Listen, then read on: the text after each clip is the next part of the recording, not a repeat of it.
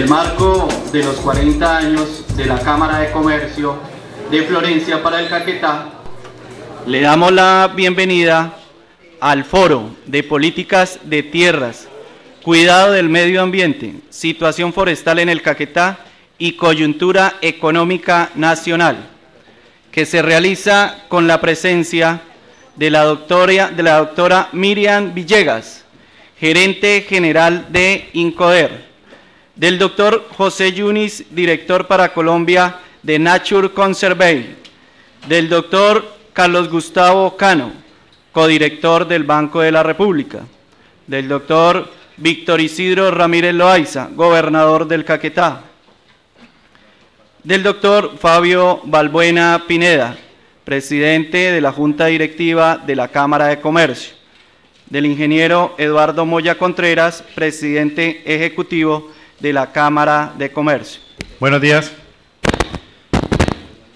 Un saludo muy especial a la doctora Miriam Villegas, gerente general de INCODER, al doctor José Yunis, director para Colombia de Nature Conservancy, del doctor Carlos Gustavo Cano, codirector del Banco de la República, al doctor Víctor Isidro Ramírez Loaiza, gobernador del Caquetá.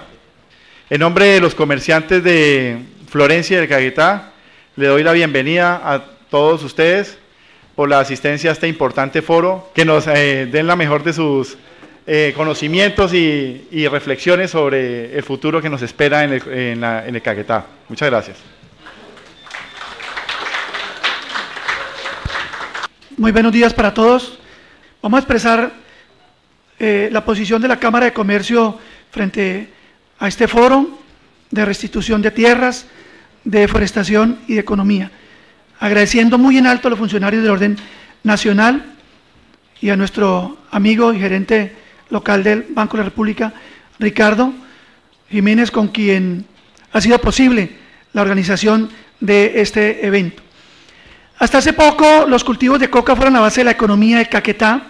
Sin embargo, paralelo a las complejas dinámicas sociales y económicas asociadas al conflicto armado y en virtud de las lentas pero evidentes transformaciones socioculturales en la región, se ha ido consolidando una economía lícita donde surge la ganadería extensiva como elemento transformador del sistema de producción rural. Una ganadería en la cual la tierra y el ganado representan el 85% de la inversión en el sector y donde prevalece la mano de obra familiar con alta informalidad en los procesos administrativos, baja productividad y, lo más grave, una alta afectación al ecosistema amazónico. Nuestra realidad económica muestra un 25% del PIB dependiente del sector agropecuario, principalmente ganadería de leche y carne con poca productividad y altamente predadora de los ecosistemas amazónicos.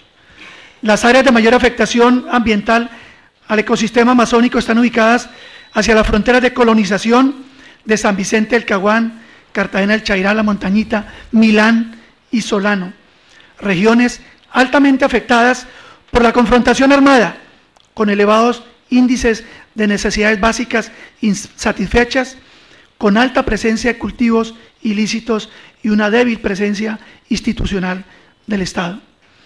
En medio de esta confrontación seguirán los campesinos condenados a la pobreza, con políticas distantes del Estado que por años ha tratado de consolidar este territorio, pero a la postre solo ha venido quedando una estrategia de seguridad. Las acciones no confrontan las razones estructurales de la pobreza, que sigue siendo usada como causa de legitimación de la lucha armada y fuente de combatientes de todos los ejércitos regulares e irregulares. Conservar el ecosistema amazónico es cuando menos un asunto de ambientalistas. Debe ser primero un compromiso integral del Estado colombiano para superar la pobreza rural, una pobreza que se expresa en las limitaciones para educación y salud y para comercializar sus productos a precios justos, además del acceso a ciencia y tecnología que los hagan más competitivos en tiempos de globalización. Mejorar la productividad y competitividad, aprovechando el potencial ganadero de nuestra región, pero manteniendo el bosque amazónico y su riqueza biodiversa implica principalmente dos factores. El primero, hacer una transformación cultural del sistema de producción de ganadería de leche y carne que lleve a nuestros ganaderos a hacer un uso más intensivo y eficiente de los forrajes, en particular incorporar sistemas más cortos de rotación de potreros y la inclusión de sistemas agrosilvopastoriles que además de los beneficios ambientales favorecen la economía y generan oportunidades para mejorar las relaciones sociales de producción y de desarrollo rural. Como segundo factor, encontramos que el mejoramiento genético en los sistemas de doble propósito es el complemento necesario y obligado para mejorar la productividad de nuestras ganaderías. Siendo la ganadería extensiva y los cultivos ilícitos la mayor amenaza al bosque amazónico, el reto principal por superar la pobreza inicia reconociendo la debilidad de los productores agropecuarios que en su mayoría no cuentan con la titularidad de la tierra y a su vez son excluidos de la asistencia técnica y financiera de las instituciones del sector. Una asistencia integral con propósitos de mejorar eficiencia productiva de estos sistemas ganaderos de la región en armonía con el ecosistema, una armonía que transforme nuestros ganaderos, que dejen de ser amenaza y los convierta en aliados para mantener e incluso para recuperar el bosque amazónico, garantizando obviamente el progreso de sus familias. Hacer estas transformaciones requieren no solo la presencia del Estado a través de asistencia permanente, sino el acceso a recursos de bajo costo para financiar el mejoramiento de los sistemas productivos actuales y la implementación de otras cadenas productivas como el caucho, el cacao, maderables, etc.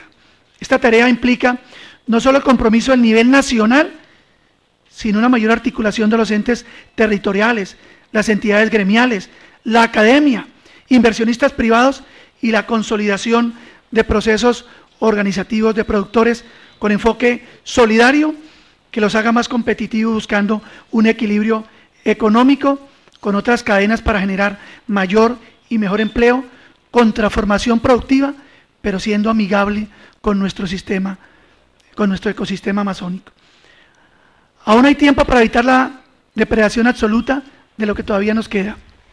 El año pasado, Caquetá, campeón, más de 350.000 hectáreas, y el municipio más depredador, San Vicente del Caguán, pero el de más alto crecimiento, Solano, con un 300% más en deforestación.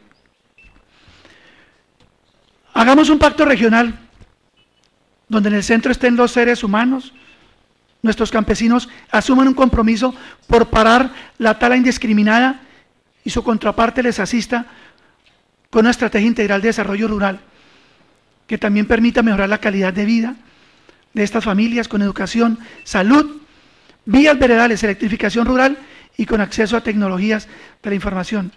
Solo hasta cuando logremos verdaderamente resolver la problemática de pobreza rural, podremos avanzar con contundencia para que nuestros campesinos, motor de la economía regional, se conviertan también en aliados estratégicos para la preservación del ecosistema amazónico.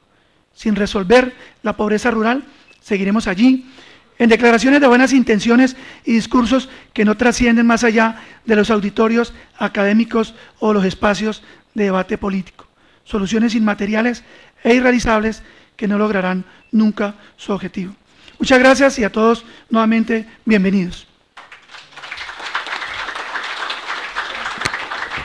Yo creo que en estos contextos y en este foro que realmente le vamos a dar mucha continuidad, le vamos a dar mucha importancia al tema del suelo, al tema de la tierra, eso es lo más importante, que realmente ha demostrado a lo largo de la historia que nosotros hemos visto, que el que tiene tierra, en la antigüedad, el que tenía más extensión de tierra, pues era el poderoso. Realmente eso todavía se sigue infundando en el departamento a nivel nacional, la cultura que todavía se tiene, pero en este momento hemos visto que en la actualidad en el departamento de Caquetá, los campesinos, los indígenas, que realmente hoy, como lo ha manifestado una marcha que se viene presentando a lo largo de esta semana, ellos vienen reclamando eso. ellos vienen solicitando ese apoyo de las diferentes instituciones, del Estado como tal, y este es el espacio en el cual le estamos diciendo que la parte institucional, el INCODER, el IGAP, aplaudiendo también el director territorial, al doctor Robinson, también a la estructura del Estado como lo hemos representado hoy aquí, por eso lo aplaudo. Que realmente venimos atravesando por ciertos temas importantes, como ya lo anunciaba el ingeniero Moya, en el cual esa violencia, la tierra significa poder, pero adicionalmente si nosotros lo convertimos como los campesinos lo han transmitido, o los indígenas, que es el cuidado en el cual nosotros tenemos que saberlo explotar responsablemente.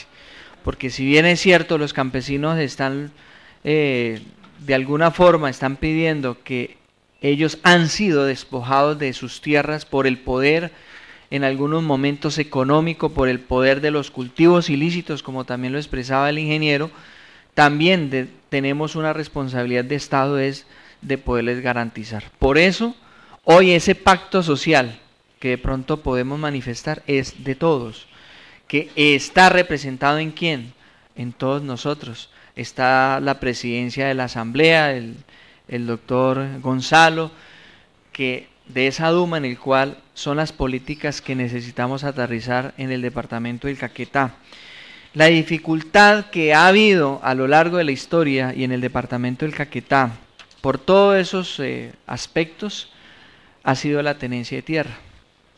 Han habido unas denuncias a nivel nacional en el cual quienes tienen la tierra y los que las tienen y son los que están reclamando, en algunos puntos decimos que no. Pero realmente yo sí creo que este espacio sea para abrirlo. Hoy, con los anuncios que viene la doctora Miriam, son importantes para poder avanzar. Pero aparte de avanzar, nosotros tenemos que empezar a vislumbrar cómo vamos a recuperar lo que ya hemos perdido. ¿Por culpa de qué? Del pasado. Pero ya se quedó en el pasado. Ya tenemos que poner ese alto y tenemos que seguir. ¿Cuáles?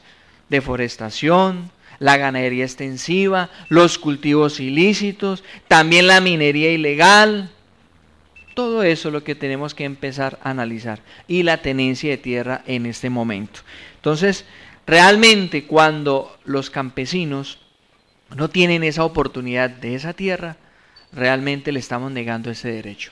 Y eso, por eso hoy tenemos esa protesta, pero realmente es el mensaje que le queremos transmitir. ¿De quién?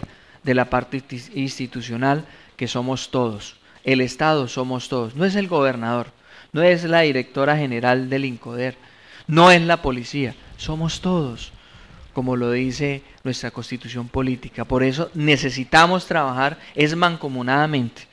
Y si bien es cierto, como les manifestaba ayer a los señores campesinos, que ellos fueron al despacho solicitando una audiencia, esa audiencia se tiene que dar. Yo les dije, este es el espacio para empezar a concertar.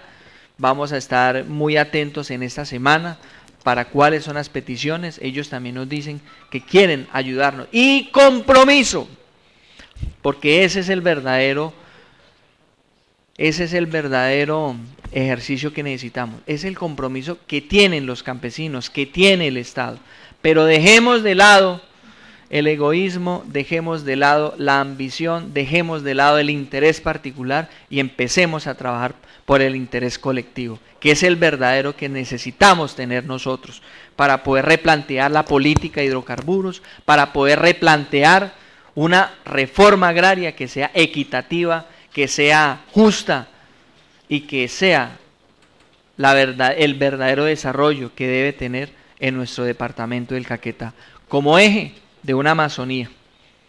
Doctor Cano, hemos sido excluidos, como ellos lo manifestaban, que el Caquetá es el piedemonte amazónico y somos excluidos de ese marco que realmente nos cobija geográficamente, naturalmente, los indígenas, y somos excluidos. Por eso es el llamado a todos, que nos unamos para un mismo criterio, para un mismo ejercicio, y que realmente este foro sea de grandes experiencias para que podamos decirle al país entero que aquí se está construyendo región, que aquí se está construyendo la paz en el marco de los diálogos de paz, y que la paz se construye ¿dónde? En el territorio. Muy buenos días para todos.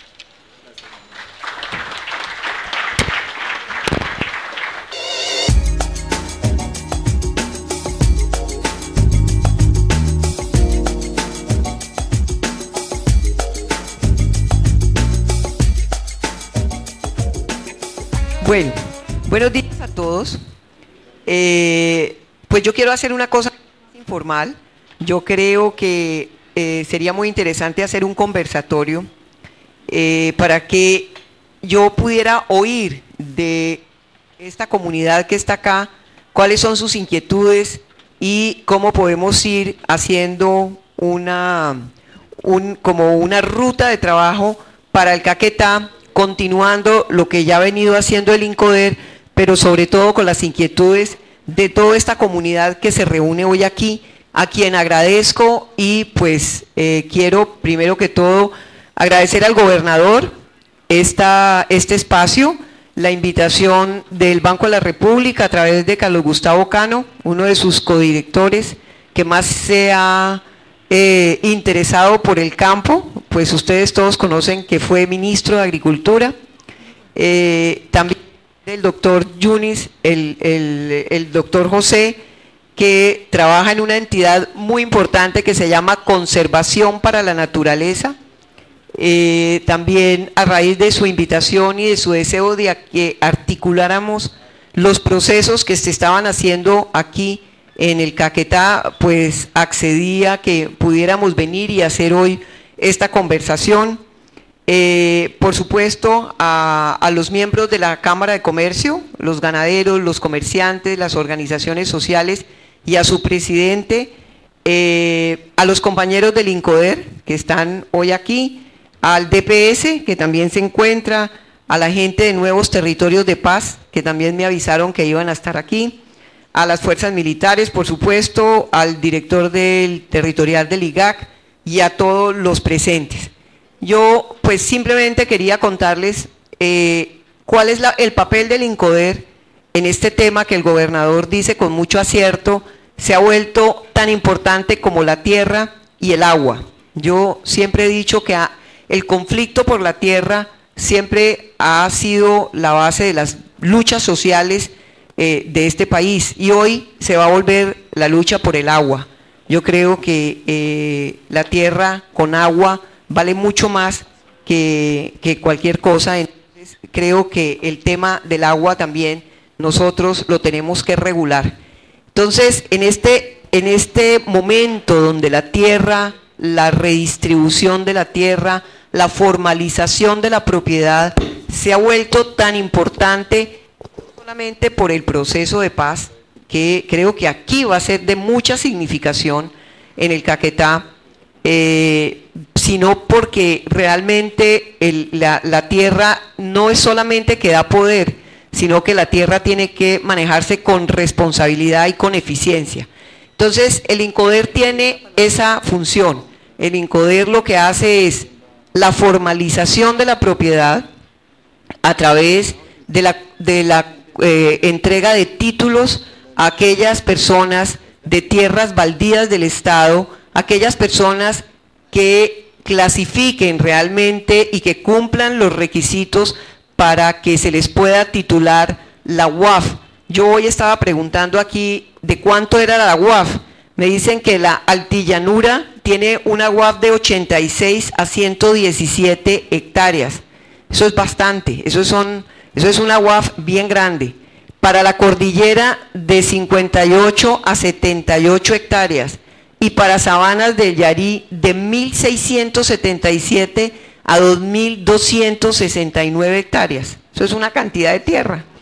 Entonces, una de las cosas que nosotros estamos tratando de hacer es, pues, haciendo una reestructuración de esa UAF, porque creemos que es demasiado. Ustedes conocen, hay campesinos que con una UAF de 58 hectáreas solamente están utilizando 10 hectáreas, 15 hectáreas, y lo que la mayoría de las veces hacen es vender la mitad, que no se puede, la UAF no se puede subdividir. sin embargo venden la mitad porque no necesitan el resto de la tierra. Entonces, una de las cosas que está haciendo el INCODER en este momento es haciendo una reestructuración de esa UAF a partir de unos estudios donde se dice cuánto es realmente la tierra que necesita un campesino para devengar 4 salarios mínimos, que es con lo que puede vivir, y muchas veces depende del proyecto productivo que tenga, porque pues si es ganadería intensiva, si es cacao, si es café, si es palma, pues se mira cuál es la UAF que se necesita. Entonces, la formalización de la propiedad, que es una de las principales funciones que tiene el INCODER, proviene de esa titulación de baldíos, de la constitución de resguardos para las comunidades indígenas, de titulación de títulos colectivos para comunidades negras,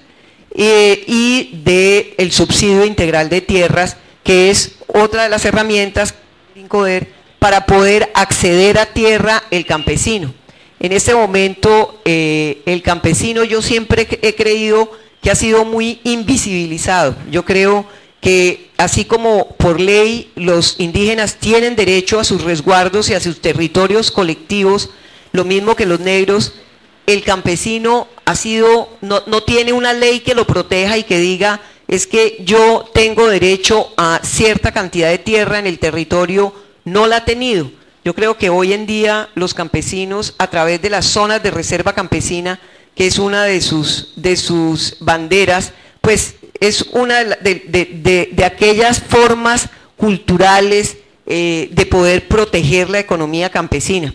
En el Meta no tenemos, en el Caquetá no tenemos zona de reserva campesina constituida, tenemos por constituir en el Meta 2, una en Puerto Rico y otra en la Macarena, creo, pero de todas maneras, pues el campesino creo que lo que necesita es que le formalicen su propiedad.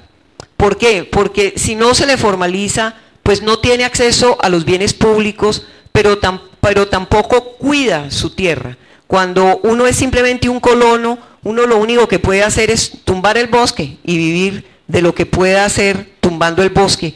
Pero si tiene una propiedad de la tierra, un título, puede acceder a un crédito, puede acceder a un proyecto productivo. Esa es una de las funciones que tiene el INCODER. Pero el INCODER, desafortunadamente, a través del tiempo lo que ha hecho es titular o redistribuir la tierra o hacer procesos de reforma agraria, pero dejando al campesino sin ningún acompañamiento.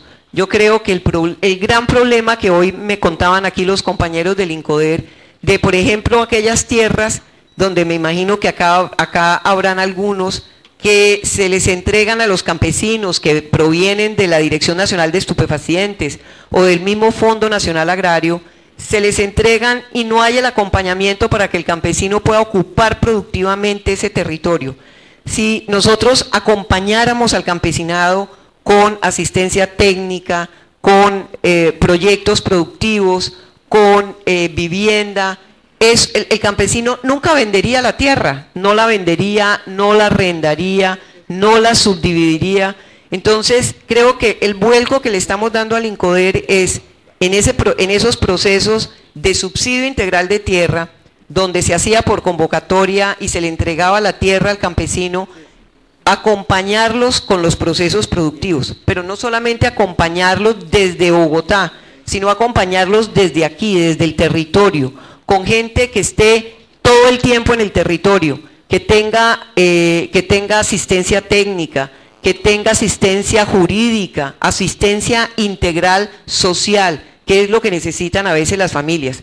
Todos estos problemas que nosotros tenemos en los territorios donde uno llega y encuentra que la gente ya no es la ocupante verdadera de las parcelas de reforma agraria, sino que son segundos, terceros ocupantes, porque ya la gente ha vendido, no tiene herramientas para poder trabajar la tierra y vende y se va. Entonces, eso es lo que estamos tratando de hacer con aquel programa de subsidio integral de tierras, es acompañando estos campesinos con el desarrollo rural y además acompañando todos los procesos de parcelaciones con proyectos productivos. Yo realmente creo que ahí está el éxito de que el campesinado pueda ser sostenible en sus procesos a través de ese acompañamiento. El INCODER también tiene toda la función del riego. Sin embargo, el riego pues ha sido en el país, no se ha hecho una política del agua. Yo creo que el INCODER, más que ser la entidad que haga las grandes represas en este país, que no las debería estar haciendo el INCODER, lo que el INCODER tiene que hacer es los pequeños distritos de riego que hacen parte del desarrollo. Que en vez de que realmente nosotros nos gastemos presupuestos que ni siquiera para hacer aquellos grandes distritos de riego, que la pequeña irrigación para la tierra, para que se vuelva mucho más eficiente y podamos hacer una agricultura mucho más eficiente y la tierra pueda ser menos cantidad de tierra que produce mucho más. Entonces, el INCODER lo que tiene que hacer es la política de agua, donde podamos ser reguladores del agua. Yo he estado visitando aquellos en el país que son distritos de riego que se utilizan, que se crearon para hacer agricultura, para poder sembrar comida. Y hoy en día uno ve esos distritos de riego en poder de grandes palmeros, de grandes cañeros, gastándose toda la caña, todo el agua en proyectos que no tienen nada que ver con la producción de comida. Entonces nosotros, el INCODER se tiene que volver una entidad que regule el agua, que pueda decir para qué es el agua, o por lo menos en un porcentaje grande de esos distritos de riego, que como parte del desarrollo rural tengamos el involucrado el riego o por goteo, pero pequeños distritos de riego artesanales, que es lo que necesitamos. Lo mismo estamos tratando de ver si la asistencia técnica, que hoy en día la maneja el Ministerio de Agricultura, y los proyectos de mujer rural los podemos traer al INCODER para poder prestar un desarrollo rural integral, que es lo que creemos que es lo que debe estar haciendo el INCODER. Yo de medio ambiente pues creo que realmente hoy tenemos al experto en medio ambiente y lo vamos a oír para que nos hable de cómo hacemos un desarrollo ambientalmente sostenible, que es a lo que le queremos todos apuntar. Nosotros estamos dispuestos a articularnos con todas las iniciativas donde hay la posibilidad de que a partir de la tenencia de la tierra y de la ocupación productiva de estos territorios se pueda hacer sostenible estos procesos.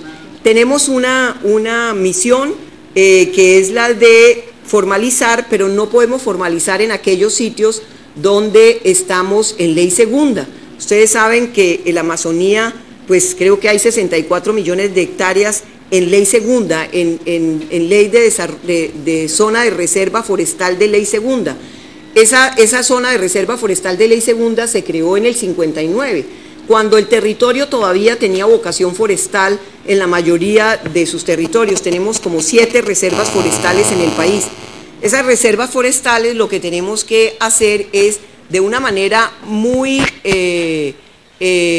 cuidadosa, a tratar de hacer la sustracción para que aquellas personas que habitan hoy en día en esa ley segunda, que no se les puede titular, podamos hacer una titulación con unos planes de manejo donde la gente pueda conservar el uso del suelo, por lo menos en una gran proporción de sus parcelas, y pueda también hacer productiva esas parcelas. Entonces, estamos en este momento para el Caquetá tratando de hacer por lo menos la sustracción de un solo municipio, San Vicente del Caguán, que es bastante grande.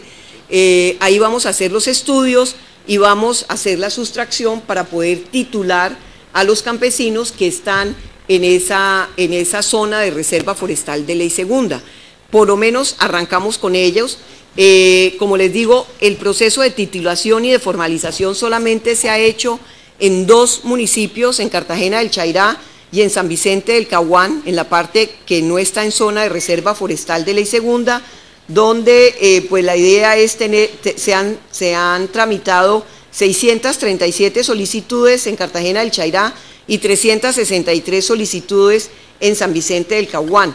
Estamos tratando de que esas solicitudes las resoluciones se puedan adjudicar lo más rápido posible, haciendo además el registro del título.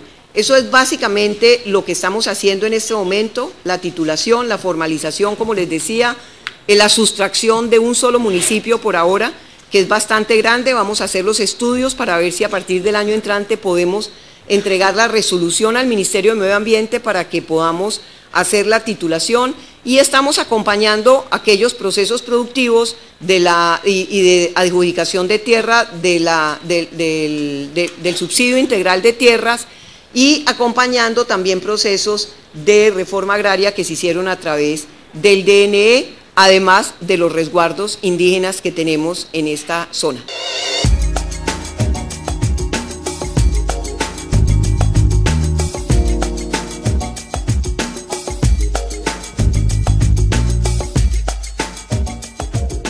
Primero que todo, muy agradecido por estar aquí con ustedes.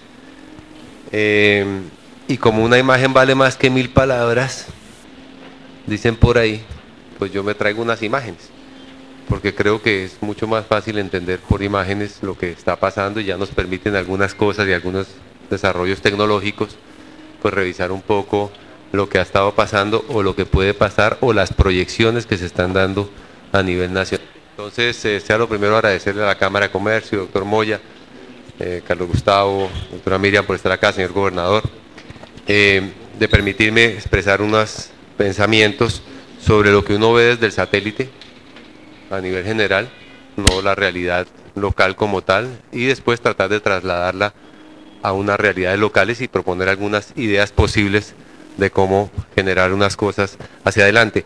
Lo primero es que me golpeó cuando oí el himno del Caquetá, donde todo el mundo lo cantó, y el himno dice que sus grandes ciudades, selvas y ríos. Me dio muy buena impresión porque ahí están las selvas y los ríos. Entonces me pareció un buen comienzo, es decir, hay un reconocimiento de que esta región se trata, o por lo menos los colonos, hijos de colonos, también decía el himno, que llegaron aquí, es acerca de las selvas y los ríos, y eso es importante pues recordarlo, en mi opinión. Bueno, esto es publicidad política pagada, pues somos una organización muy grande a nivel mundial, digamos, en realidad en Nature Conservancy lo que hace es producir ciencia. Estas cosas que ustedes van a ver, partes son producidos por nuestros propios datos, partes son los del IDEAM.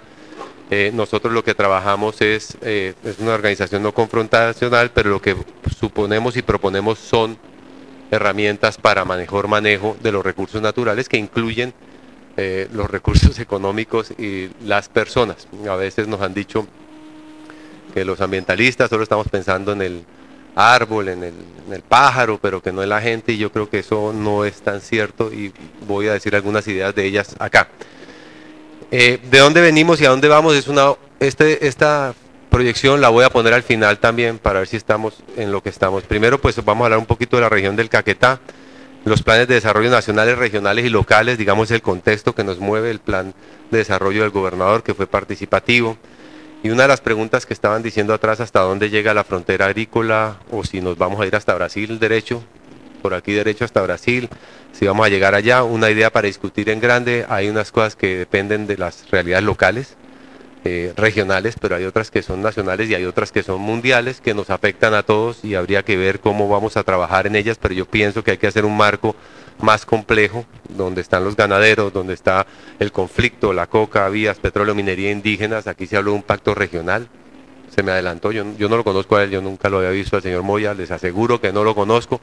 Él habló de un pacto regional y a mí me parece que por ese lado está, porque hay que traer a varias voluntades, no solo unas y otras, y para llegar a unos acuerdos nacionales, locales y regionales, basado en realidades locales, y obviamente el contexto del diálogo de paz. Yo creo que se mencionó y no se mencionó, pero yo creo que una parte del conflicto y de la resolución en el Caquetá va a estar discutiéndose mucho de estos diálogos de paz.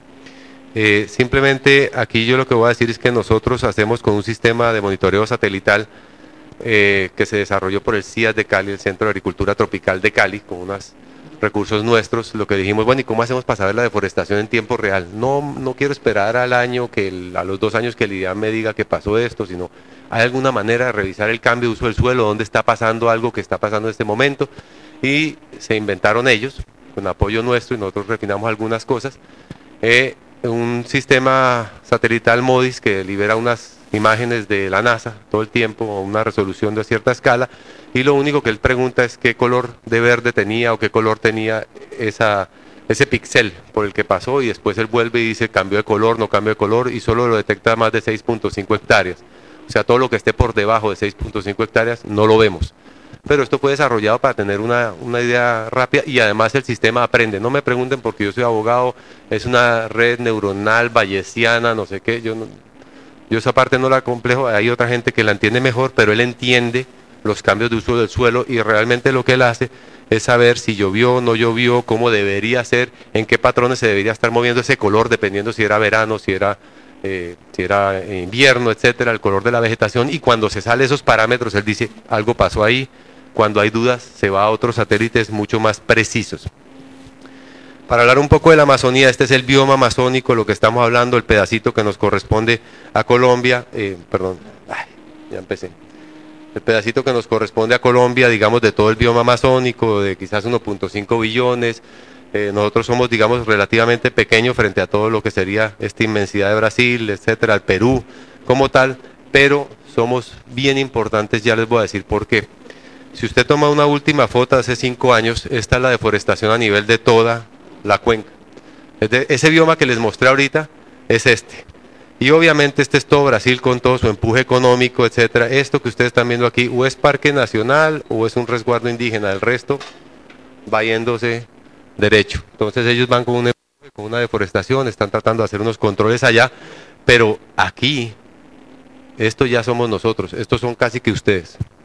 O sea, esto casi que es el Caquetá y alguito del Guaviare o lo que sea, pero la mayoría, digamos, sería Caquetá. Esto no figuraba en el 2004, 5, 6. Nosotros, antes del 2004, sí había deforestación muy fuerte, ya empezaba a notarse, pero no teníamos el empuje que ahora ya se empieza a notar. Están viendo pues todo el bioma, esto ya es lo que estamos nosotros haciendo desde hace relativamente poco. Brasil viene hace mucho tiempo, digamos, pero esto es una región relativamente nueva, no aparecíamos en ese mapa como tal, y ahora pues ya lo estamos acá. ¿Y por qué es la importancia? Porque a nivel, si ustedes lo miran a nivel en patrón, si usted se proyecta a 50 años, pues el empuje que trae Brasil viene para acá. No es tanto nuestro empuje hacia estos lados, es el empuje que viene de ellos, pero el nuestro ya se empieza a figurar. Así que la pelotica que va a quedar del Amazonas al 2050, si todo sigue y no cambiamos, del Amazonas, haciendo los supuestos económicos, Carlos Gustavo, asumiendo que se mantenga esto y lo otro, y no hagamos nada, pues esto es lo que va a quedar de la Amazonía entera, a nivel mundial. Eso es más o menos lo que se proyecta, a menos que hagan cambios fuertes de modelos de producción, etcétera. Esto que le voy a presentar ahorita no es nuestro, esto es lo que la viceministra de Medio Ambiente presentó, y a mí me parece importante traerlo a este foro como tal, que es un poco la realidad de lo que estábamos hablando de Colombia, lo que mira el Ministerio del Medio Ambiente. Estas que vienen no son mías, son del Ministerio del Medio Ambiente, son datos oficiales como tal, donde están los bosques en reservas naturales, la ley segunda. Entonces, digamos, si esto es Colombia hoy en día, 61 millones de bosques que estimamos, eso ya tiene muchas fragmentaciones, muchas cosas por debajo que no vamos a citar en este momento. Ahí ustedes tienen la ley segunda del 59, más las otras reservas forestales como tales, que estaba hablando la doctora Miriam, cómo se distribuyen en el territorio nacional. Mucha gente critica la ley segunda del 59, a mí me parece buenísimo que haya pasado alguna vez que alguien en el 59 y más atrás, gente de atrás hubiera dicho, esa parte de Colombia o gran parte de Colombia había que protegerla. Los colombianos no somos muy dados a nos damos mucho golpe, pero no decimos cosas que han sido buenas o malas. Ahora, hay cosas horribles de la ley segunda del 59, no lo voy a discutir, pero lo cierto es que los legisladores y la gente, la Junta Directiva de Colombia, que son los legisladores, el Congreso en ese momento dijo, oiga, vamos a conservar esos territorios, e hizo una política agresiva, no solo en conservación de eso, sino en la creación de áreas protegidas nacionales. Muchas de ellas se ubicaron dentro de esta Amazonía, porque la idea en el 59 y en el 48, que se crea la primera ley de reservas, que es la Macarena, 48 se declara esa reserva, era conservar parte de esta área. De paso, porque pues los cachacos no sabían que existía esta zona, pasaron las cosas, ni sabíamos de qué estábamos hablando en ese momento, pero parece que algunos de ellos sí sabían que estábamos hablando del Amazonas y de otras áreas protegidas como las reservas. Aquí ya son los territorios de colectividades, de comunidades afrocolombianas o negras en el Chocó.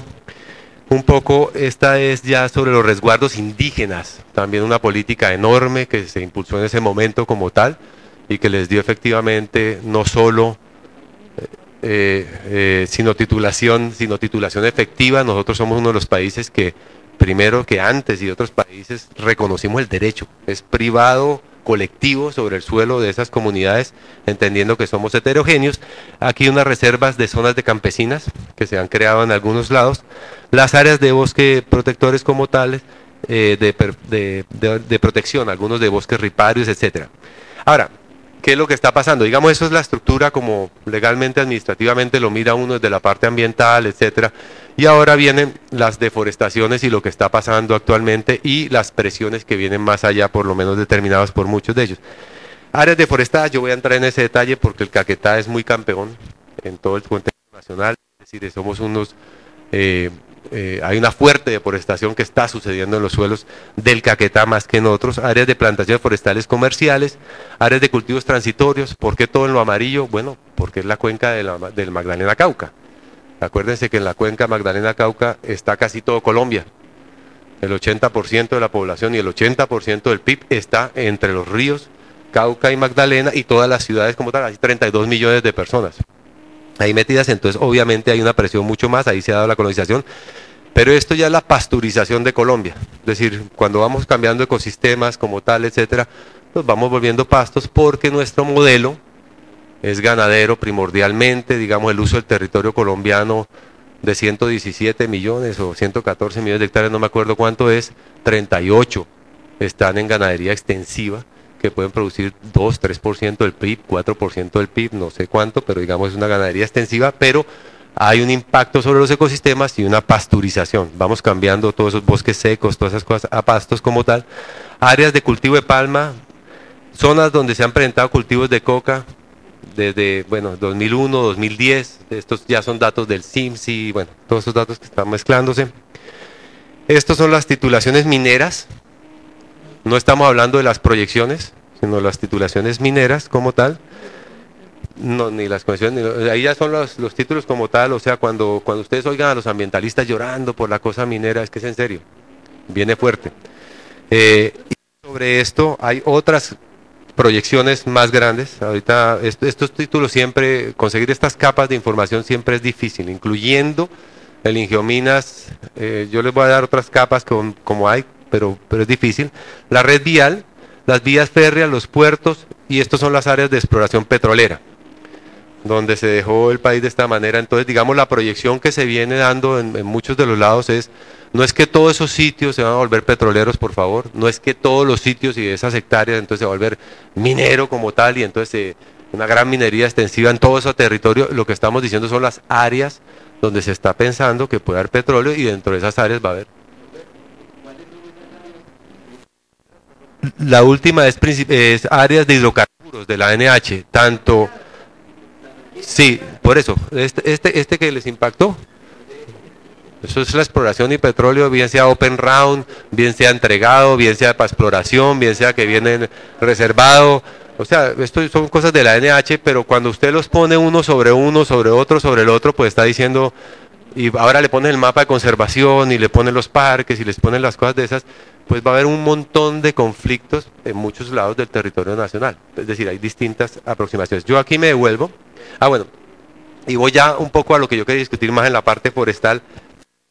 Estos son datos del IDEAM, estos no son míos. Ahorita digo los míos, pero estos son del IDEAM. Donde el IDEAM le dijimos, bueno, ¿cuál es el dato de deforestación de Colombia? Porque siempre hablábamos, yo me recuerdo que cuando entré al Inderena, en el 90 se decía que era entre 400 y 600.000 hectáreas de deforestación anual. Porque aquí he escuchado que hay 300.000 hectáreas en el Caquetá. No es cierto, por año eso no es cierto, o sea, son cifras muy altas. pero ustedes son campeones con 30.000. Ahorita les digo, frente a las 330 nacionales, 20.000, 30.000, es decir, ustedes aportan el 10% de la deforestación nacional en el departamento. Y estos son los 7 sitios o 12 sitios que el ministerio dijo, bueno, ¿dónde está la deforestación más pronunciada? ¿Cómo lo podemos hacer? Y ya empezaron a construir mapas mucho más eficaces como tales y donde ustedes salen como el primero. Esto no es mío, no me echen una piedra a mí, esto es del Ministerio del Medio Ambiente, yo solo soy el mensajero. Ahorita vamos a decantar esos datos. Si lo pongo en un mapa con menos colores y cosas de esas, así es la deforestación donde estamos, y de esos 61 millones quizás ya vamos a 46 por algunas cosas. Ahí están ubicados 2 muy importantes en la Amazonía. Ustedes son la ciudad más importante del Amazonas colombiano, no es Leticia, son ustedes son la capital natural, económica, financiera de lo que yo entiendo la Amazonía colombiana, y ustedes son la conexión con el Piedemonte y del Piedemonte Neiva, etcétera, y todo ese empuje entra y camina por el lado del Caquetá. Más determinado, ya voy a entrar un poquito más en detalle con estos mapas. Cuando hablan de sabanas del Yarí, pues evidentemente son estas zonas que para todo el mundo sabe que una vaca ahí toca como a 7 hectáreas, ahí ya no es, creo que 7 o 8 hectáreas, porque esas son unas sabanas. Esto es lo que para los biólogos o para nosotros, en la parte ambiental, esto es un enclave raro. Esto es una vaina donde usted tiene bosque, y aquí son unas sabanas rarísimas por clima, por un montón de condiciones que aquí sabrán mejores Corpo Amazonía, Sinchi, que yo, pero esto es un ecosistema raro. Y uno dice, pero ¿para qué entrega un título uno para ese uso del territorio en semejante pedazo? Pero uno puede hablar, entonces vamos a hablar de eficiencias de entregas del territorio sobre estos lados. Bueno, detalle de la zona del Caquetá, el Parque del Chiribiquete, y creo que por acá está Indiguasi, no me acuerdo cuál es, y obviamente aquí está el Piedemonte, está abajo. Aquí el Piedemonte, que es de donde viene el agua, bien dicen, cuando ustedes dicen, yo no sé si sean la máxima estrella fluvial, pero créanse que el agua viene de acá, del Piedemonte, y va para abajo y va a contribuir a todo eso, pero también en biodiversidad son muy importantes porque vienen de Piedemonte y de monte, etcétera, van bajando hasta la selva amazónica, y es muy importante esos bichos y esas especies y cambio climático y para dónde van a subir, para dónde van a bajar. Entonces es muy importante también el departamento en eso. Simplemente aquí quise mostrar los parques nacionales que existen, la deforestación que traemos ya en colores menos. Esto es sabanas del Yarí, esto no es deforestación, esto simplemente son nubes que no pudimos detectar sobre los tepuyes del Chiribiquete. Pero digamos, este es el contexto en el que nos movemos, pero si uno fuera a decir de dónde viene, viene así. ¿Para dónde va? Va para acá. Si pudiéramos proyectar. Dime. Lo amarillo son áreas de trabajo donde se están haciendo algunos arreglos silvopastoriles en zona de alta montaña, si es botón de, no me acuerdo cómo se llama, botón de oro, no botón de oro, cómo hacemos esa reconversión, pilotos, donde está diciendo, bueno, qué hacemos con esa reconversión ganadera, cómo podemos mejorar. Hay unos esfuerzos de la empresa que compra la leche, Nestlé, que está haciendo unos pagos por servicios ambientales aquí más, y aquí se está haciendo otro manejo distinto que ya es con indígenas en Solano, etcétera, con unos resguardos que existen allí como tal. Bueno, pero ¿cómo llegamos aquí? ¿En qué año se produjo esto? ¿Cómo se hizo eso? Y ahorita con las maravillas de la tecnología, uno puede tener pues las imágenes de qué fue lo que pasó, o en qué años se dio más fuerte y más fuerte. El 2008 parece que algo pasó por aquí que no sé, pero fue un tsunami en la deforestación. Yo no lo conozco, pero los picos que se reportaron en esos años fueron muy fuertes. Entonces un poco esta es la idea. Entre 1990 y el 2000, o sea 10 años, en el departamento del Caquetá se produjeron 331.000 hectáreas de deforestación. Eso te da 33.000 hectáreas año. No quiere decir que en un año hubiera sido más fuerte. Hay picos, o sea, esto no se mira, esto es para hacer algo mucho más rápido, pero digamos, en ese año empezamos a deforestar y digamos, esto es como el mapa Lucía. Si nos vamos después al 2005, pues hubo mayor deforestación en ciertas áreas como tal, y ya la acumulada subió unas 180.000 hectáreas más o algo así, sobre los 300 que ya traíamos. Y si nos fuimos ya del 90 al 2010 y repartimos eso, son casi 700.000 hectáreas dividido 20 años. O sea, hay una tendencia fuerte hacia arriba en la deforestación. Obviamente, hacia los lados de los ríos, obviamente, pues las carreteras son ríos, etcétera, pues ahí es donde esperas tú que haya una deforestación mucho mayor y más pronunciada. Y la idea es que esta trayectoria está como envolvente sobre todos estos territorios que ya existían como tal y que amenazan en unos años como no hacerse medidas en tomar algo más rápido.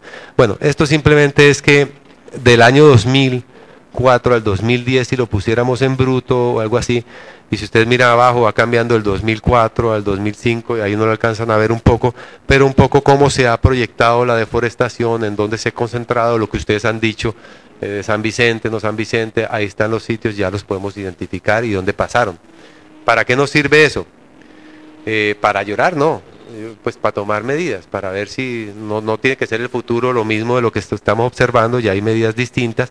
Hay unas deforestaciones del 2004 al 2005, y estos datos sí son míos, todos estos datos que estoy mostrando, míos quiero decir de Nature Conservancy, donde nosotros tenemos unas tasas de reducción un poquito menos que lo que reporta el IGAP, porque somos el IDEAM, porque somos un poquito, bueno, restrictos en algunas cosas, no quiere decir, pero la tendencia que muestran ellos y nosotros es la misma. O sea, si baja aquí o sube acá, no importa, la tendencia es que va subiendo. Y uno dice, y eso sin proceso de paz. Donde hubiera paz en Colombia, mejor dicho, esto no lo para nadie, es decir, esto sería una cosa mucho más disparada como tal. Entonces la pregunta, que no es para mí, y esto lo van detectando cada uno de los cambios que se están dando, las deforestaciones acumuladas, si vamos de 331 y del 2005, en 5 años se produjeron 18.000 hectáreas y en otros 5 años 178.000, y se están mostrando las proyecciones que hacen, son tablas del IDEAM, vuelvo a las tablas del IDEAM para que no digan que es que uno, no, esto es oficial, yo no me estoy metiendo con datos míos como tales, es que no son muy buenas, que vamos a tener un aumento, que vamos a tener una disminución del bosque en optimistas de simulación. Aquí dicen, ¿qué tal si nos volvemos conservacionistas? Es decir, ¿qué tal si hacemos proyectos de reconversión? ¿Qué tal si nos centramos en algo? Si la titulación se produce en unos sitios, en otros no, etcétera. Hacemos una serie de escenarios como tales. De todas maneras, la deforestación va a irse al 2030, por lo menos están calculando que va a ir como 500.000 o 1 millón de hectáreas más o algo así, hectáreas. Pero son escenarios, y estas que es con escenarios conservacionistas. Obviamente esto es la disminución del bosque, lo que estaba hablando, etcétera. Entonces, vuelvo a la primera. Si uno continúa como va y le están diciendo, oiga, pilas, hermano, mire que no va tan bien, que mire que, pues, a menos que el deseo sea que toda esa tierra se vuelva pastizal y la volvamos pastizales porque eso dio una vaca por 3 no sé qué cosa, etcétera, pero no hay unos arreglos diferentes, entonces uno dice, pues entonces lo estamos haciendo bien. Pero si asumimos que no lo estamos haciendo muy bien, muy eficientemente, ¿cómo lo hacemos mejor? Entonces, a mí se me ocurre, y esto ya es como para dejarles a ustedes dicho, es que si uno va a detener esa deforestación tiene muchas causas. Primero tendría que entender qué está produciéndola. Sabemos de manera general que la ganadería, que la coca, que viene, que la tumba, que pasa, que el otro, bueno, eso ya es, digamos, son unos patrones de alguna manera más o menos identificados, pero saber por vereda o saber por municipio qué es lo que hay que hacer con Ramón, con José, con el campesino aquí, con el indígena acá, es lo que deberíamos estar cuantificando y diciendo, mire, hay que hacer un acuerdo, realmente, es un acuerdo político casi, es un acuerdo político que viene con presupuestos. Si vamos a tener una ganadería, ¿qué tanta ganadería queremos tener y en qué condiciones la queremos tener? ¿Es de leche? ¿Es de calidad? ¿Es extensiva? ¿Es de carne? No, si ya la tenemos como tal, ¿cuánta tierra se requiere y qué acuerdos deberíamos hacer? Porque lo que parece estar pasando es que estamos en una quimera del oro, en un golden rush donde uno va por todo el territorio, va sacando madera, etcétera, pero lo que va quedando no parece ser un retrato muy bueno. Piedemonte, ustedes saben muy bien que es muy de agua, es muy importante mantener las cabeceras como tal, los ríos como tales, la minería es otra parte, pero si no se trae a los distintos actores con unos estudios serios y diciendo, mire, el Ministerio de Agricultura, por ejemplo, a mí se me ocurre, en San Vicente, el Caguán, yo no sé en cuáles sitios está concentrada mayor la ganadería, realmente necesitamos unos metodologías y unos manejos, como estaba diciendo la doctora Miriam, unos paquetes tecnológicos distintos y un diseño de la finca distinta.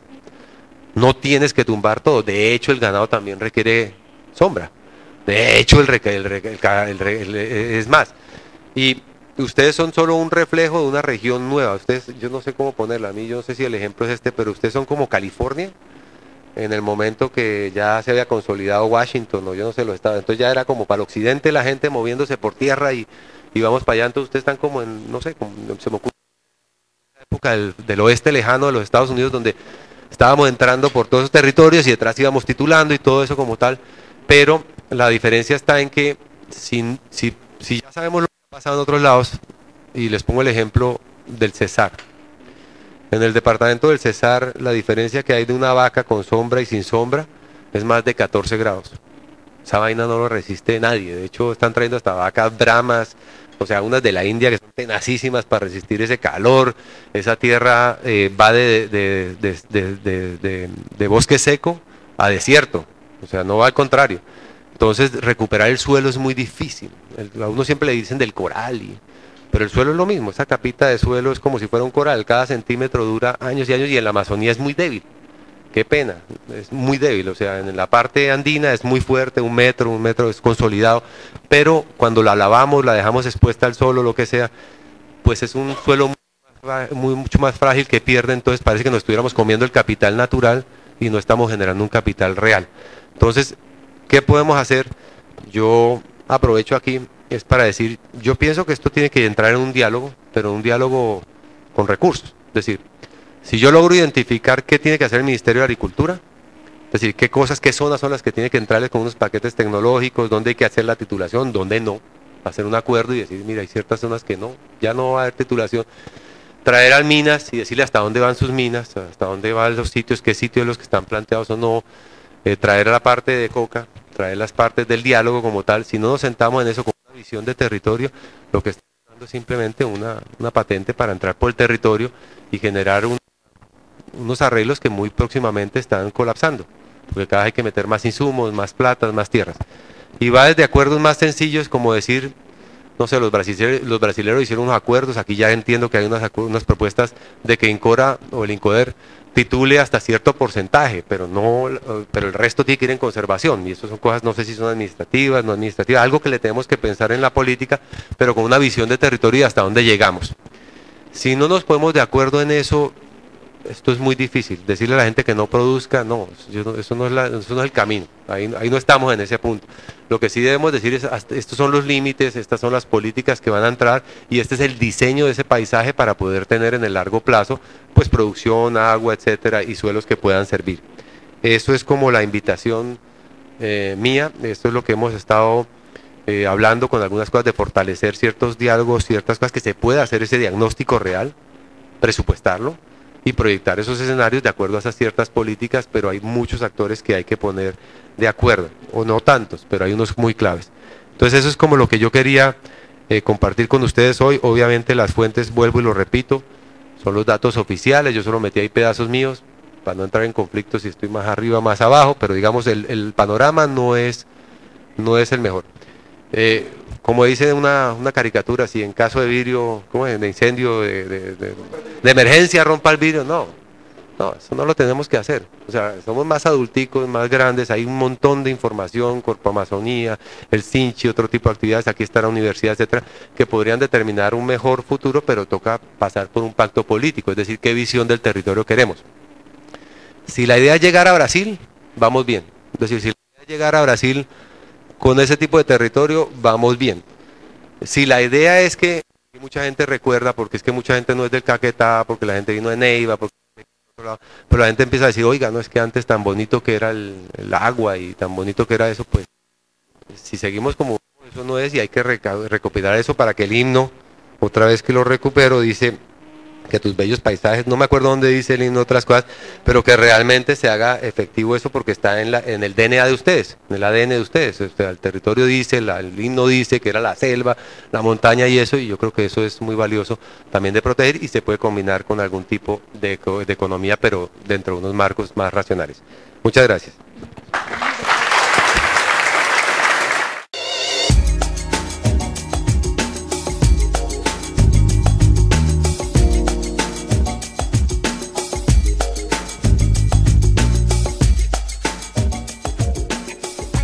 Bueno, de nuevo, mil gracias por la invitación al doctor Moya. Quiero saludar al señor gobernador, al señor presidente de la Junta de la Cámara, a toda la comunidad, a nuestros soldados, a nuestras policías, a nuestros policías, a los funcionarios públicos y privados por su presencia. Yo creo que ya quedé bien con la invitación, por el aporte de Miriam y de José. A mí, como miembro de la Junta Directiva del Banco de la República, que tiene una tarea que tiene que ver con la política monetaria, que luce como remota a veces, como muy compleja, como muy difícil de entender, me causa un gran agradecimiento cada vez que las gentes que no están todos los días en Bogotá me invitan a su seno. Y fue así como un día en la Universidad de Neiva, yo voy a la Universidad de Neiva, yo voy a la Cámara de Comercio de Pasto, yo voy a Ipiales, yo voy a las ciudades pequeñas a explicar la política monetaria.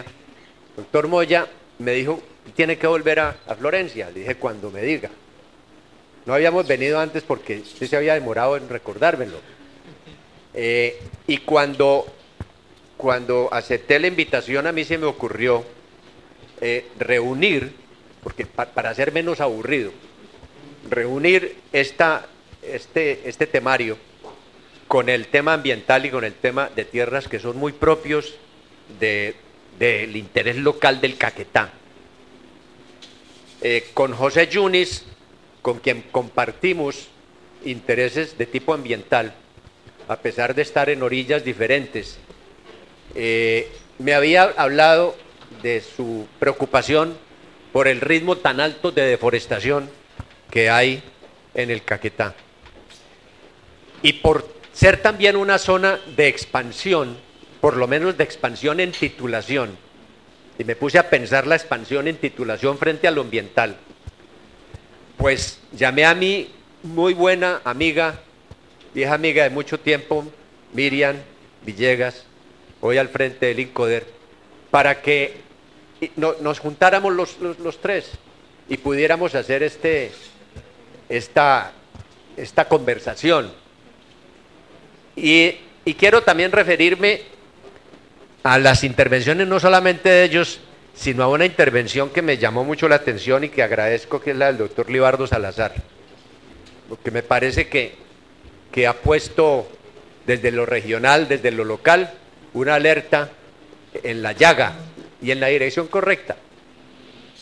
Pero permítanme cumplir con la obligación que me impone, por lo menos de manera breve, el orden del día, y hacer una breve referencia a la economía nacional y a la economía internacional, dónde estamos y eso cómo se conecta con lo local, cómo se conecta con la Amazonía, cómo se conecta con Florencia. Ustedes dirán qué tiene que ver la política monetaria con eso, o la política macroeconómica con eso. Pues lo vamos a intentar mostrar. Partamos de lo internacional. Las crisis financieras especialmente se están volviendo recurrentes a nivel mundial. A medida que los países dejan de ser aldeas aisladas y se interconectan, a medida que avanzan los progresos tecnológicos en esa materia como el Internet, a medida que las economías se abren al comercio internacional y a la libre movilidad de capitales, eso indica una tendencia bien importante que tiene unos frutos para unos, pero unos costos para otros. Los frutos que en el corto plazo se manifiestan en mayores corrientes de comercio internacional y mayor movilidad de capitales, los aprecian quienes tienen los capitales y quienes manejan el comercio. Sin embargo, como nos muestra la historia, en la medida en que se ha liberado el mercado de capitales mucho más que el mercado de bienes y servicios y mucho más que el mercado laboral, porque a pesar de que se nos hable de globalización, hay algo muy paradójico. A medida que nos globalicemos más, hay más visas, hay más controles a la inmigración, hay más restricciones a que la gente y la mano de obra se mueva libremente. De modo que esa globalización es absolutamente incompleta o a veces falaz. Pero el comercio de bienes y servicios también es carente de libre movilidad. Todavía subsisten los subsidios, los aranceles, las restricciones al comercio, especialmente de comida. Con una diferencia, hoy en día estamos viendo un proteccionismo a la inversa. Anteriormente uno trataba, ¿no es cierto?, como ministro de Agricultura o como presidente de la SAC o como líderes gremiales, de trancar las importaciones. Ahora los países están trancando son las exportaciones de comida, porque los episodios que ha sufrido el mundo en este milenio muestran que un viejo concepto que se había enterrado por arcaico y por ridículo está resurgiendo con una fuerza enorme, que es la tal seguridad alimentaria. Las crisis son recurrentes y no voy a demorarme en ello. La última surgió de la crisis hipotecaria de los Estados Unidos, que empezó a emerger con esa burbuja que se fue inflando de entusiasmo con la vivienda y de una época muy prolongada de intereses bajos. A la gente le encantan los intereses bajos, pero cuando los intereses bajos son muy prolongados, la gente empieza a entusiasmarse para endeudarse y para acumular riqueza a través, por ejemplo, de la propiedad inmobiliaria y específicamente de la vivienda. Y se fue endeudando la gente más allá de su capacidad. Y la banca, que está acostumbrada a que después la salvan, pero no la salvan sus propios dueños, sino los contribuyentes a través de los impuestos, pues tomaron riesgos morales más allá de la cuenta. Y en el mundo se puso de moda, especialmente en la década de los 70, de los 80, la desregulación, porque había que dejar el mercado libre, porque eso era la moda, porque el Estado es una equivocación, porque el Estado debe alejarse del control de los negocios. Y aquí hubo una gran paliza para quienes defendían las bondades del mercado como si el mercado fuera un dios. Eso se llama la teoría del mercado eficiente, que toda la gente lo hace bien. Pues no lo hace bien, lo hace muy mal. Y se probó que ese homus economicus, el hombre económico, el comportamiento económico del hombre no es racional y que requiere de la intervención fuerte del Estado de manera regulatoria. Y es mejor arriesgarse con las equivocaciones del Estado que con las imperfecciones del mercado. Y eso ocurre también en lo ambiental. ¿Qué tal pues el libre comercio o la libre movilidad o la libre iniciativa de todas estas corrientes de inversionistas para que hagan lo que quieran en el tema ambiental, en el territorio, porque todo es perfecto y todas las decisiones son racionales? Eso no es así. Si alguna lección podemos sacar de esta crisis es que la actitud del homus economicus, para decirlo en latín, el hombre económico, el comportamiento económico del hombre, no va necesariamente a garantizar la maximización del bien común, ni a garantizar la sostenibilidad del crecimiento. Esa crisis se trasladó a Europa y esa crisis empieza a contagiar a China y no se ha terminado, cambia de fases. Esto oficialmente empezó a originarse en el año 2007. Estados Unidos y todo Wall Street, o sea, las bolsas, se vinieron a la quiebra y los bancos, al no poder recuperar esas deudas, empezaron a constituir unos títulos para venderlos a todo el mundo, unos títulos de carteras absolutamente acabadas, mal entregadas, pero títulos divinamente empaquetados con la calificación AAA de las llamadas calificadoras de riesgos, que a través de eso, y estoy hablando a título personal, como decimos siempre en el Banco de la República, esto no es una posición del banco, y a través de eso embaucaron al mundo para salvar sus propios balances y para salir del radar de los órganos de regulación. Crearon unas nuevas empresas diferentes a ellas mismas que no las controlaba nadie. Y esos títulos se fueron expandiendo por el mundo y apenas empezaron a vencerse, vinieron a darse cuenta del impago, de que los deudores no tenían con qué pagar, y obviamente eso le pegó muy duro a sus balances y estos bancos se fueron desmoronando y vinieron las grandes ayudas monumentales del fisco para salvar a unas entidades, y todavía hay un debate moral por dar en ese sentido. Naturalmente, cuando viene esa debacle, empiezan a caer los precios de la vivienda y se empieza a desplomar ese castillo de naipes de manera estrepitosa. Y lo que pasa es que el hombre, el homos económicos, piensa que nunca le va a tocar, que las cosas que suben nunca vuelven a bajar. Y al caer eso, las viviendas, de una manera impresionante, es la mayor caída de la historia. Deben ustedes pensar en una cosa que se llama el efecto riqueza. En Estados Unidos, como aquí en Colombia, ¿cuál es la riqueza de un individuo? Su casa, su apartamento. El problema es cuando usted le apuesta a la segunda casa, pensando que se va a enriquecer y que con el arriendo va a pagar. Y cuando empieza a caer eso, y empieza a saturarse el mercado, y no hay cliente, usted tiene que entregar precipitadamente la casa a los bancos. Y esa casa ya vale menos que la deuda. Entonces yo prefiero entregar la casa que mi deuda. Y vino todo eso que ustedes conocen. Todo esto contagió a Europa. En Europa también había una gran burbuja. En países que se creían milagro, como Irlanda, una burbuja hipotecaria. España. Y los gobiernos endeudándose, porque estaban en una burbuja de euforia, de emoción, de pensar que iban hacia el paraíso. Y los gobiernos no pudieron pagar sus deudas. Y viene lo que está sucediendo. No quiero detenerme más, sino decirles simplemente que la situación europea sigue malbaratada, que hay una contracción este año en la economía de Europa. Habrá una contracción el año entrante.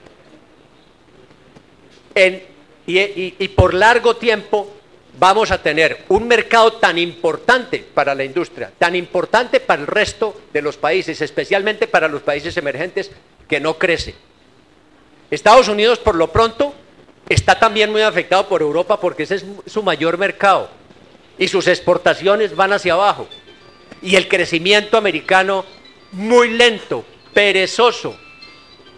No vamos a tener, o tenemos malas noticias por lo menos, y estos son previsiones de la propia autoridad monetaria norteamericana, el equivalente al Banco de la República ya de Federal Reserve, que al menos hasta el año 2015 no habrá recuperación alguna.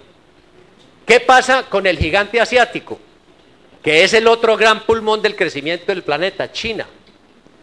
China, que venía creciendo a tasas de 2 dígitos, por encima del 10%, durante los últimos 20 años, empieza a desacelerar su crecimiento porque sus ventas a Europa empiezan a flaquear, y también las ventas a los Estados Unidos. Y sus propias burbujas empiezan también a ceder.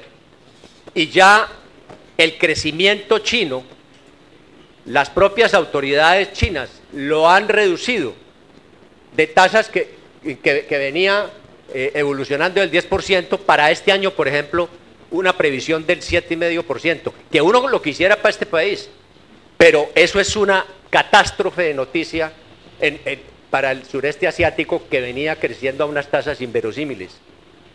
Y empiezan a ceder los precios de los productos básicos, o podrían empezar a ceder.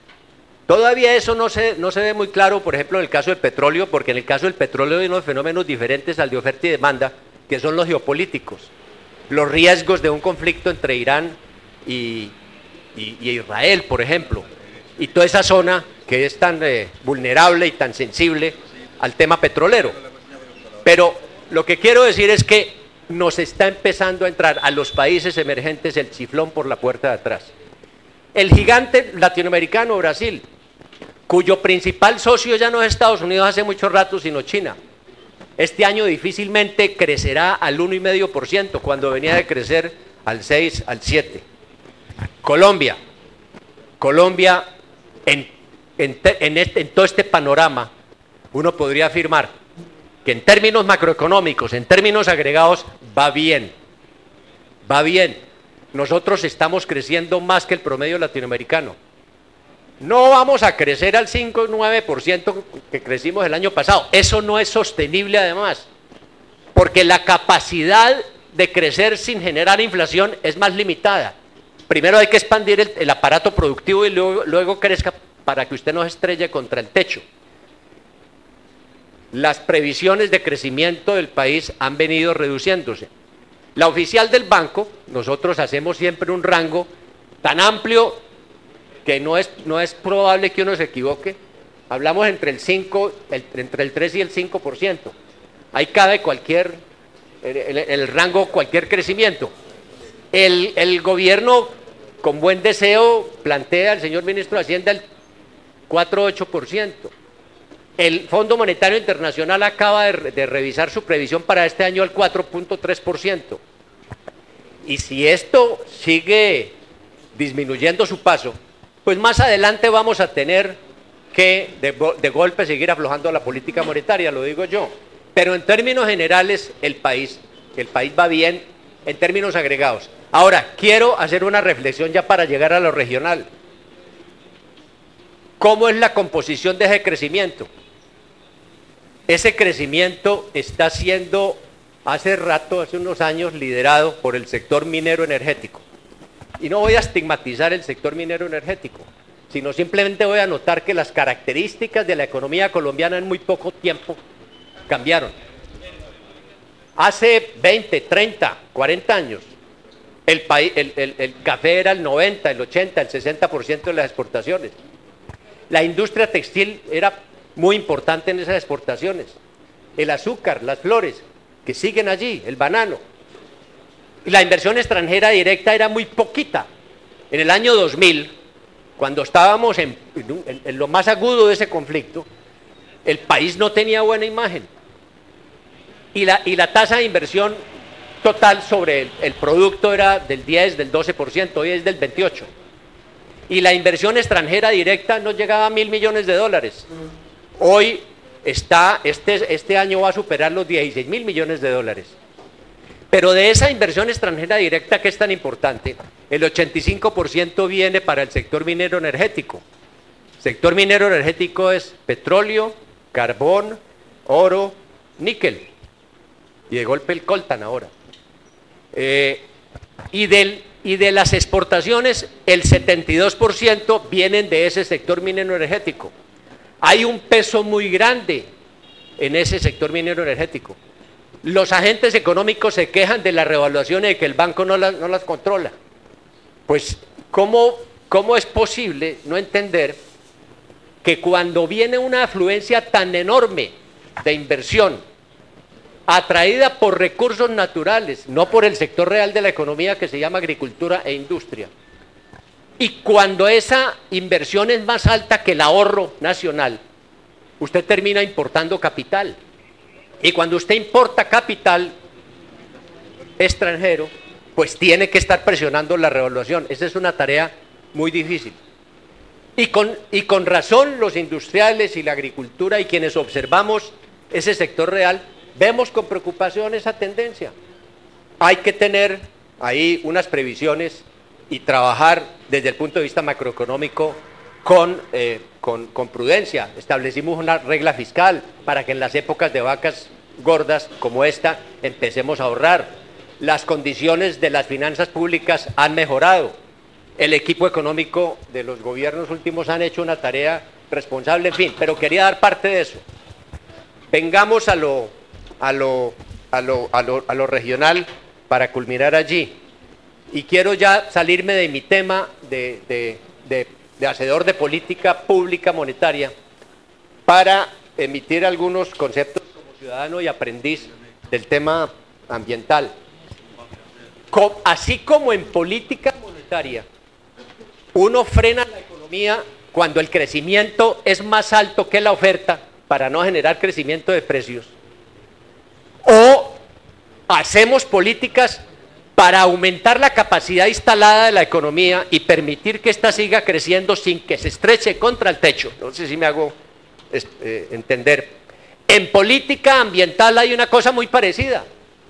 La capacidad instalada del capital natural del planeta, uno le puede llamar no capacidad instalada, sino biocapacidad, la capacidad biológica, la capacidad natural. Y eso tiene límites. Si esa capacidad natural se disminuye en la medida en que yo talo bosques, descuido el bosque natural, daño las fuentes hídricas, esa biocapacidad se disminuye. Y si yo aumento la producción, que siempre pasa por la utilización del recurso natural, del recurso hídrico, me voy a estrechar contra ese techo de biocapacidad y voy a generar un colapso natural que no me va a permitir hacer del crecimiento algo sostenible para las próximas generaciones. Y comparando la política ambiental con la monetaria, yo diría que en lo ambiental usted tiene dos opciones: o frena el desarrollo, que a nadie le gusta, o aumenta la biocapacidad, y es posible hacerlo. El bosque destruido se puede regenerar.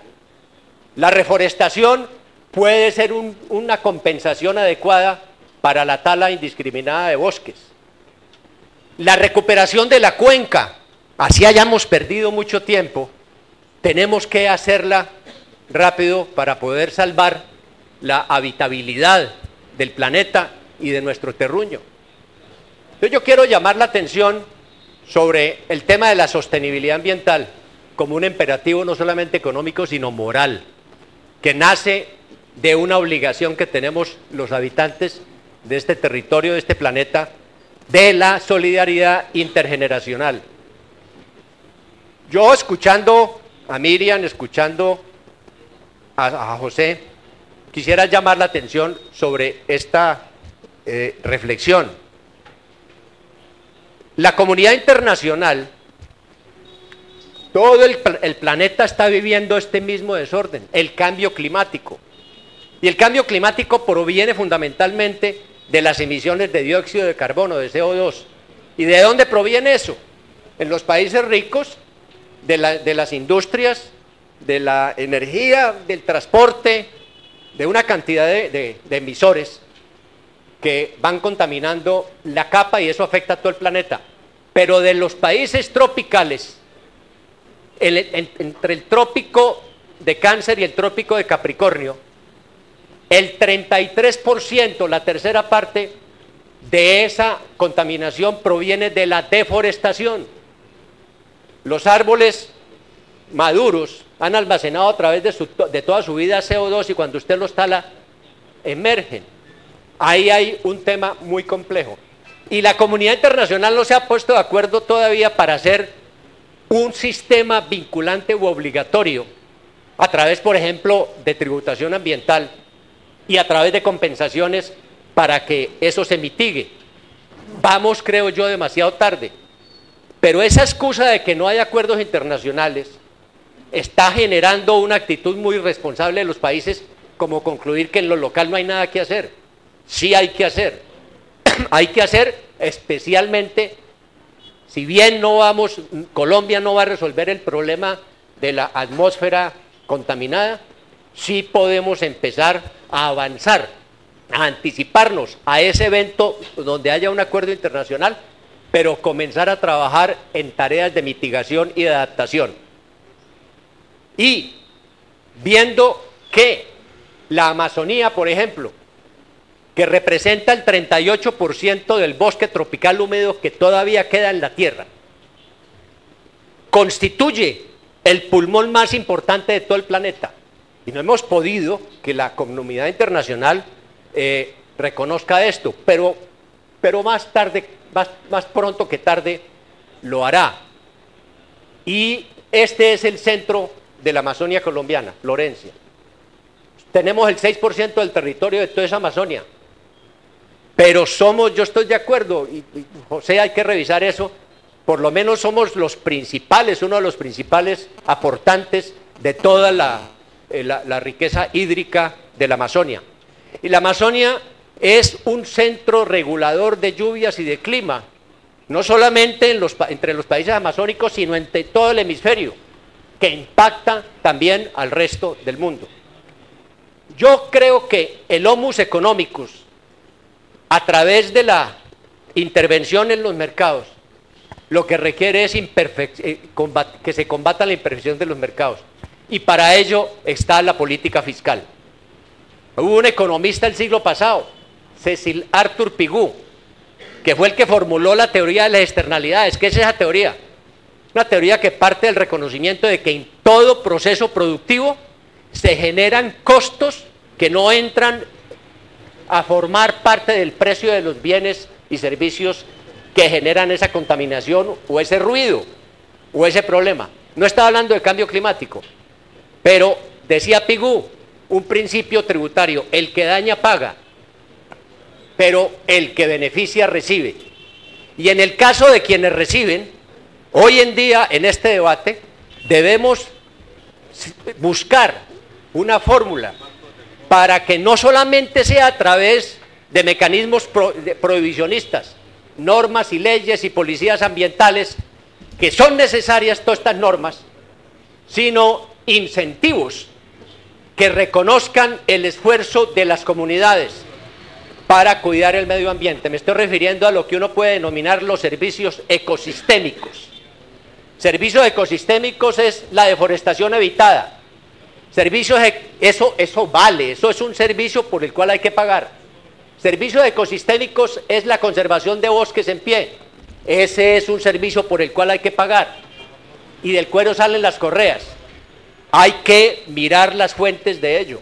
Servicios ecosistémicos es la regeneración asistida del bosque natural donde se perdió, todo lo que nos mostró José. Servicios ecosistémicos es el cuidado de las cuencas, es la conservación y regeneración de la biodiversidad. Esos son los servicios ecosistémicos. Y las comunidades que hagan ello, que hagan posible ese servicio, deben ser remuneradas. ¿Y de dónde debe venir la remuneración?